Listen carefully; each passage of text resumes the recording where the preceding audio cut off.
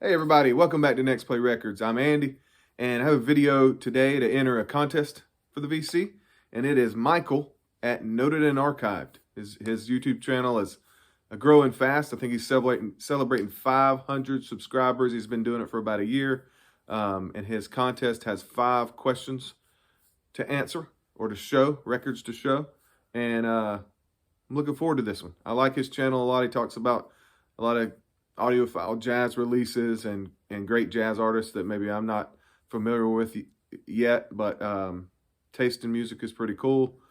Some stuff I don't follow I can learn about there, and then some stuff I love I can also see. So go check out Noted and Archived if you don't already, and I'm going to get started. The first record he wants us to show is a album that was an unexpected it's an unexpected album. So for me, I'm just going to show one of my best blind buys, and it was a recent one. And this is the Chicago Blues Band. I showed it on a Vinyl Finds about a week ago or so. But I was at an antique store and saw the cover, saw the Chicago Blues Band in the title. I thought I'd heard of Climax before, but I know that they've had some name changes. And then I saw that Harvest label. And so this is definitely unexpected to come across, but I expected it to be pretty good, and it's awesome. But it's unexpectedly much better than I thought, and I've now started looking for their earliest album, which has tons of good blues rock on it. So there's my first answer to his questions. The next one is albums of polarity. This one was hard for me. I mean, I guess I could have shown a slow country album and some of the harder rock that I have, but I do have a hard rock, metal, whatever you would classify it, and then I have an alt country to show. But I'm using this as a chance to show a couple of vinyl finds that I haven't shown yet either. So the first one is the classic. This is a reissue, 50th anniversary reissue of Black Sabbath Paranoid. Sounds great. This is, in my opinion, their best record. So many great songs on here. But heavy metal, I guess you could call it classic rock, heavy metal. There's one side of the pole for the polarity. And then the next one is another Vinyl Finds I wanted to show, and it's Sunvolt. Trace is the name of the record.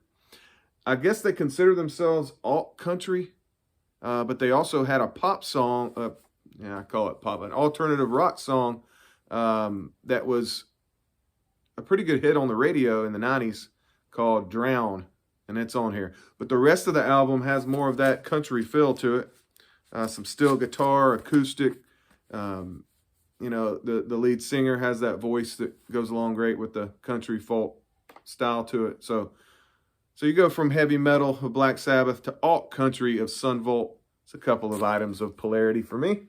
And now an anomaly in my collection, and this is the best one I could think of. It is really the only rap besides the Beatles.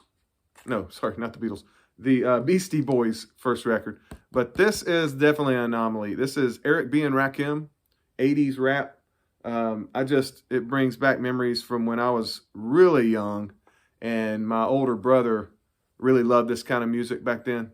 And this was one of my favorite ones he would listen to. The cover's kind of neat. It's got that, I think this is 1987. So I was only 8 or 9 years old when this was released. But I remember listening to it and loving Chinese Arithmetic, Paid in Full, just some great songs. And I found this at an antique store before Zach even found it. So he was a little jealous that day when I showed it to him. But yeah, I had to have that in my collection. One of my favorite 80s rap artists, Eric B. and Rakim, Paid in Full. Next one.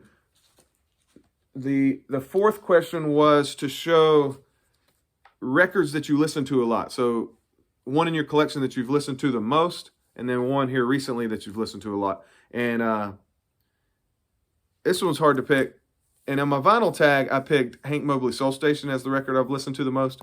But this one's pretty close too. This is The Cooker. I had a different version before I got this Tone Poet. Obviously, this is a well-known Blue Note record. Everybody was excited about the Tone Poet release. Lee Morgan, arguably his best record. This is the Cooker, but there's 2 or 3 others of his that, in my opinion, are a little better than this. But I have listened to this a ton. So Lee Morgan, Pepper Adams, Bobby Timmons, Paul Chambers, Philly Joe Jones, Lee Morgan, the Cooker.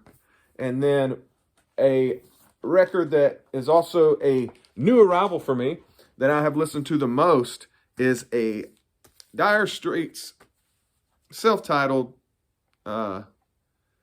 first album, Dire Straits. And this is the Rhino 2021 Start Your Ear Off Right release. And a Rhino came through with another great pressing. It sounds awesome. But this record I've listened to in the I've had it, I guess, about a week and a half. And I've probably listened to it 4 times all the way through. So I was surprised at how much I like this one. I like it even better than the Brothers in Arms, which I also got from the Rhino reissue 2021. But Sultans of Swing, obviously, everybody knows that one. But every song on here has got that Dire Straits sound that is just, I was talking to my brother this weekend about, I mean, there's nobody compares in style to Dire Straits. They came up with their own kind of rock, and they were a special band, and I really loved that debut album.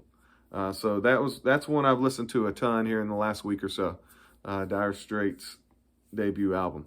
And the 5th question was a couple of shout-outs. So he wants us to shout out our first introduction to the VC, like who we were watching. And I was watching Tunes from the Man Cave and Noble Records before I even started collecting records. And they both have a wide range of taste, but Tunes from the Man Cave showed tons of jazz that got me very interested in that genre. And then Noble Records with his psychedelic and his folk, jazz as well. And then just owning a record store, you're obviously going to get great ideas from him. So those were the 2 that got me started in the VC. And a couple of current ones that they're not necessarily new, but they're ones that I really like a lot. Analog Archive. His name's Joe. He doesn't show enough. He posts every couple of weeks. He seems to be a very knowledgeable jazz lover, and he does nice educational videos. So look up Analog Archives. And let me think of another one here recently that I like. Ron Haggerty has a good channel. I'm not a metal fan, but I like Ron Haggerty, and he shows some stuff that I like. He just got interviewed by Rachel, the Music Man, on her stream, and I enjoyed that. So, but check out Analog Archive for sure. He's my favorite, and he doesn't post enough. So if he watches this, get to posting. All right, I appreciate it. Thank you, Michael, for doing the contest. Noted and archived. Look him up, like and subscribe. Until next time, keep spinning that next play.